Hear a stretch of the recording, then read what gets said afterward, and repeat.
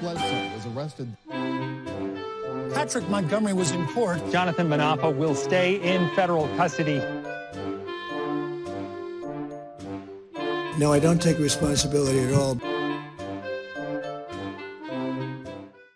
Hey everyone, welcome to the show. 62-year-old former Arizona resident and Marine veteran Ray Epps, as you probably know, has been the subject of ongoing conspiracy theories about January 6th. He has repeatedly been accused of being an undercover FBI agent, an instigator, because MAGA just can't seem to wrap their heads around the idea that they are not the good guys, and that many of their fellow MAGA and men and women are spoiled brats, they are domestic terrorists. So here's what all went down with Epps. Here's why he's been targeted by fellow Donald Trump supporters and how his sentencing turned out. On the night of January 5th, 2021, Epps was in D.C. He was at the Black Lives Matter Plaza. So the plaza was filled with Trump supporters. They were all getting worked up, talking about Antifa and Black Lives Matter. And Epps told the crowd, in part, quote, "I don't even like to say it because I'll be arrested. We need to go into the Capitol. We're here to defend the Constitution. I'm going to put this out there. I'm probably going to jail for it. Tomorrow we need to go into the Capitol, peacefully." So as Epps is saying this, far-right extremist Anthony Gianep, who goes by the name of Baked Alaska online, he was live streaming this to a streaming platform. And so he captured everything that Epps said. So the following day, Epps was recorded, and he was at Trump's speech, and he said to people around him, as soon as the president's done speaking, we're going to go to the Capitol. And he said, it's this way. And then he repeated it later. He said, when he's finished, we're going to go to the Capitol. It's that direction. He said, quote, "That's where our true problems lie." So Epps and the others headed to the Capitol. He was then seen on video at Peace Circle. So that was the site of the first breach of the Capitol grounds. So the mob first ripped down a bunch of barricades. They ripped them down, tossed them aside. Those barricades weren't manned by anyone. They came to the second set of barricades that were being guarded by about a handful of police officers. And the mob was clearly irate by that point. They were very aggressive, but one of Trump's terrorists stood out, Ryan Samsel. So Samsel, I've shared with all of you, he has an extensive and violent criminal history, including physically assaulting multiple women on multiple occasions. He choked some of them out to the point that they became unconscious. He held one woman underwater when she was pregnant with their child. So Samsel gets to the gate. He's clearly agitated. He's looking for a fight. And as he approached the line of officers, he turned his MAGA hat backward and he started screaming at them. Within minutes, Epps was over. He was seen on video. He was over by Samsel whispering something into his ear.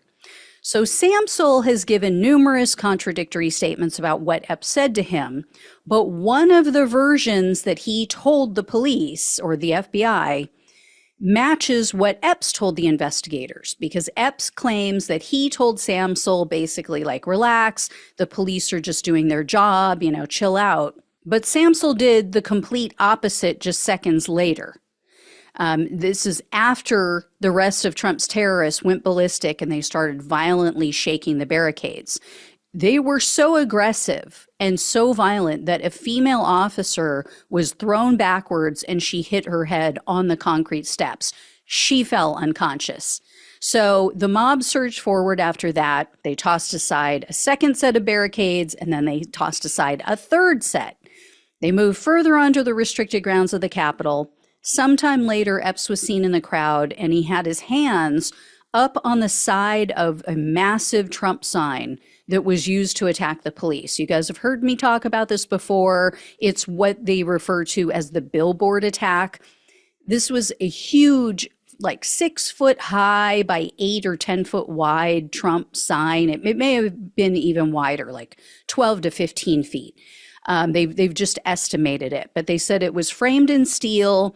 It contained large metal caster wheels, and they were the size of a man's head, so it could do a lot of damage. So Trump's mob picked this thing up over their heads, and they used it basically like a battering ram to ram it into the police line. So like I said, Epps was seen, he had his hands briefly touching the side of the sign as if he was helping to push it forward toward the police. When he let go, he was then seen on video, he was pointing towards the officers, almost like he was directing everyone to push the sign in that direction towards them. So the mob was able to break the police line because of that sign. And then that's when Epps and the others started pushing on each other. They started pushing on the other people in the mob to try to apply pressure to the police. So they got hit with pepper spray. Epps remained on the Capitol grounds for about 30 more minutes. He never did go in the Capitol, but he was on the Capitol grounds. He was seen and heard on video attempting to calm the crowd down. And that happened, they said, at least 5 times. So at one point, there was a member of the mob. He was freaking out. He was yelling and cursing at an officer. He was basically prodding the officer to take a swing at him. So Epps stood in front of the man in between him and the police line. And they said that Epps put his hands out and he said, quote, "Take a step back, take a step back. We're holding ground. We're not trying to get people hurt. They don't want to get hurt. You don't want to get hurt. Just back up. It doesn't matter. We've made our point. We don't want to take away from what we did." So he continued to try to de-escalate the situation in that same manner. He kept walking up and down the police line and talking to people. But while he was still on the Capitol grounds, Epps replied back to a text from his nephew, and he told his nephew, quote, "I was in the front with a few others. I also orchestrated it." So that's one of the things that Trump supporters seized on to make their case about Epps being an instigator for the government. I mean, it's so ridiculous, as if he was a government plant, if he was a Fed, do you think he would just text that to his nephew? I mean, you'd have to be a moron.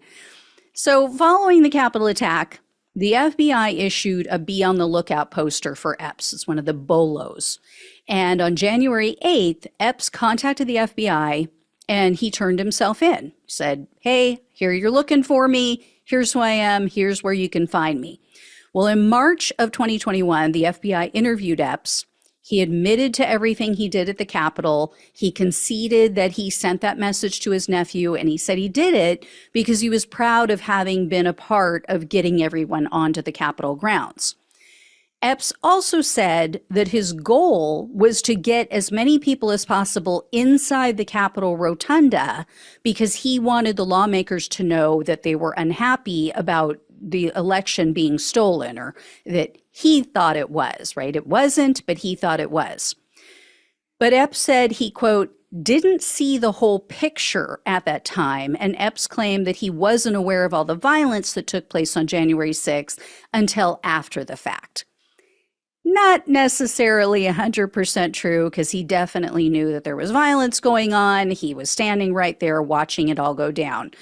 And then, this is the most ironic part, Epps told the FBI at that time that he blamed Antifa for inciting the violence at the Capitol. He said they were dressed as Trump supporters and they started the violence. I mean, he's pointing the finger and bringing up this conspiracy theory, and then he becomes the subject of one of the biggest conspiracy theories of January 6th. I mean, irony is dead. Anyway, the FBI removed Epps' online poster, the Bolo poster, because they found him. They knew who he was at that point. They knew where to find him. He wasn't going anywhere. And as with so many other nonviolent known January 6 participants, Epps wasn't arrested right then and there. They were busy with other cases where people were violent and where there were cases where people might have a chance to take off. So between, him not being arrested right away, them taking his Bolo pictures down without any notice or without an explanation, all of those facts coupled together, that was just even more fuel for the BS conspiracy theory about him being a Fed. So finally, in September of 2023, Epps was charged, and he immediately agreed to a plea deal for the misdemeanor charge of disorderly conduct on restricted grounds. So Epps faced up to 1 year in prison, 1 year of probation, and $100,000 in fines. However, the prosecutor requested a sentence of only 6 months in prison and $500 in restitution. The government noted that his case was very different from all other cases in many ways. They lauded his service as a Marine for 4 years. However, they said he specifically trained in riot and crowd control, so he should have known better than to participate in an event like January 6th. He knew what the police were up against. On the other hand, they gave him credit for immediately turning himself in and taking responsibility, and the prosecutor cited the severe consequences that he's already experienced because of MAGA and because he was targeted by very high-profile public figures like Tucker Carlson, because Epps was forced to sell his 6-figure business. He was forced to sell his home, and then he and his wife had to go into hiding because they were receiving death threats. They had people coming and threatening them with weapons at their home. So at his sentencing hearing, Epps told the judge, quote, "Trust in elected officials and Fox News led to my gullibility in believing the election was stolen." And then he added, quote, "What I witnessed was rage and vulgarity on a level I've never seen before, and it was generated by people like me, not the FBI or Antifa." So U.S. District Judge James Boasberg presided over Epps' case, and he told him, quote, "While many defendants have been vilified in a way unique to January 6, you seem to be the first to have suffered for what you didn't do." And then the judge acknowledged that Epps, quote, "had to live like a fugitive because of lies others spread." And then in the end, the judge sentenced Epps to only 1 year of probation and $500 in restitution. So I'm pretty shocked. Boasberg is a very tough judge. I think, though, he took pity on Epps because of his contrition, because of the consequences he's already faced. I don't know. I mean, good on the guy for finally realizing that he was duped and that the election was not stolen. But it took him being targeted by the same people. It took him being the subject of a conspiracy theory propagated by the same people for him to finally go, things that make you go, maybe everything else they say is also bullshit. I know I'm not a Fed. So maybe they're not the most trustworthy people. Yeah, I have said so many times over so many years, Republicans do not get it. They don't understand anything. They don't care about anything until it happens to them. Until they can feel it themselves, they lack any and all empathy. They cannot see things from the other side. It's despicable. It really is.